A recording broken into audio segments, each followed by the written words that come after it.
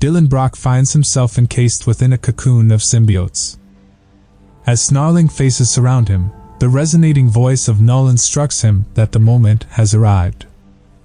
Amidst this, an unfamiliar voice penetrates Dylan's thoughts, advising him to remain composed.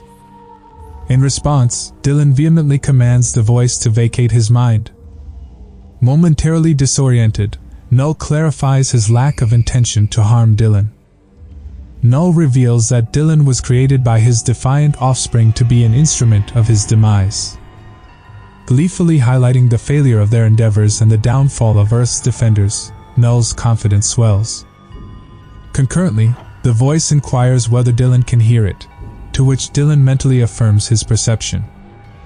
Puzzled about the identity of this voice, Dylan seeks clarification. The voice responds, introducing itself as a friend with the capacity to aid Dylan's escape by leveraging his abilities to infiltrate Knull's stronghold. While Knull proclaims ownership of Dylan, extending an offer of airship coupled with a dire ultimatum to annihilate Earth in case of refusal. Dylan internally instructs the intrusive voice to cease its interference and allow him to manage the situation. With Knull's hand outstretched, Dylan seemingly reaches forward, creating an opening to counter that Knull was responsible for his father's demise. Establishing a direct link to Knull's consciousness, Dylan breaches the hive mind, affecting the liberation of Cyclops, the Human Torch, the Invisible Woman, and Thor. In another part of the city, Black Cat finds herself consumed by a symbiote, while Doctor Strange wrestles to prevent his own takeover. Dylan's latent abilities discharge, forcibly detaching the symbiote from Felicia. The enigmatic telepathic presence that had been linking with Dylan inquires if he can perceive its voice. Affirming his awareness, Strange jests about the delay and questions the purpose behind the telepath's tardiness. In response, the telepath swiftly imparts strategic blueprints directly into Strange's consciousness, retrieving his Asgardian staff from the clutches of Black Cat. Doctor Strange activates it with a determined gesture, asserting that Knull isn't the sole entity capable of assuming a deity's role.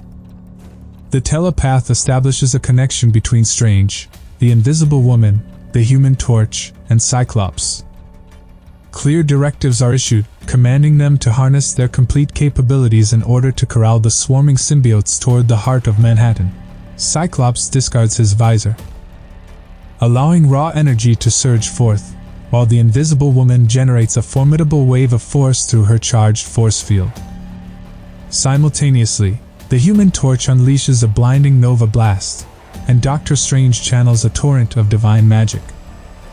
Following this intense display, Namor and the Black Tide summon a colossal tsunami, inundating the urban landscape. Spider-Man narrowly escapes the deluge, demonstrating his agility. In a coordinated effort, Storm and Thor conjure a towering pillar of celestial lightning, directing it into the engulfed waters. While Knull writhes in agony, the telepathic voice urges Dylan to flee. But Knull's grasp thwarts Dylan's escape, and through clenched teeth, Knull asserts that Dylan is gravely mistaken if he believes he can outwit him on his own turf. In a moment of contempt, Knull taunts that Dylan stands alone, abandoned, with no savior in sight. Just then, an unexpected revelation unfolds. The telepathic figure reveals herself as Marvel Girl, interrupting the impending doom. Delving into Knull's memories against his resistance, Marvel Girl hunts for a chink in his formidable armor, only to be met with shock and dismay at finding none. As the weight of hopelessness sets in, and she concedes to Knull's ancient might, a glimmer catches her attention, an incandescent white emblem. A central sphere encircled by 3 sets of smaller spheres. Upon investigation, she discerns that Knull, despite reigning as the god of the abyss, is not the ultimate primordial darkness itself, an existence preceding even Knull's own origin. Astonishingly, she learns that Knull possesses a counterforce, a deity of light that has opposed him since the dawn of the cosmos. This deity of light once melded with warriors, akin to a symbiotic bond, in a bid to confront Knull. However, this effort initially proved futile, as the light spread its influence too thinly among countless champions.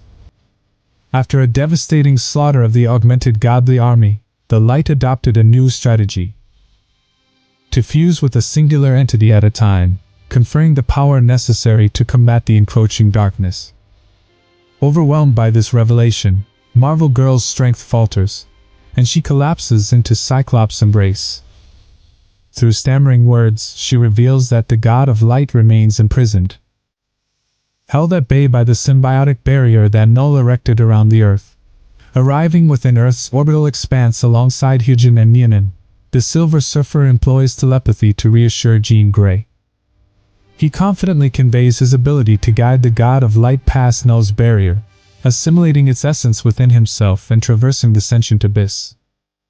Amidst the Silver Surfer's forceful penetration of numerous symbiote dragons, Knull's fury and obstinance erupt in a resounding scream. Discerning the God of Light's reluctance to make him its vessel, the Silver Surfer disengages and instructs it to locate its chosen champion in the vicinity of 4 Yancey Street. Mr. Fantastic experiences an epiphany. The God of Light is none other than the Enigma Force, also known as Captain Universe. With a touch of humor, he remarks that the once mysterious Enigma Force is now unveiled. In an extraordinary union, the God of Light binds to the lifeless form of Eddie Brock and orchestrates his revival. An unequivocal pronouncement is made: Eddie Brock is selected as its subsequent embodiment, the next avatar of its power.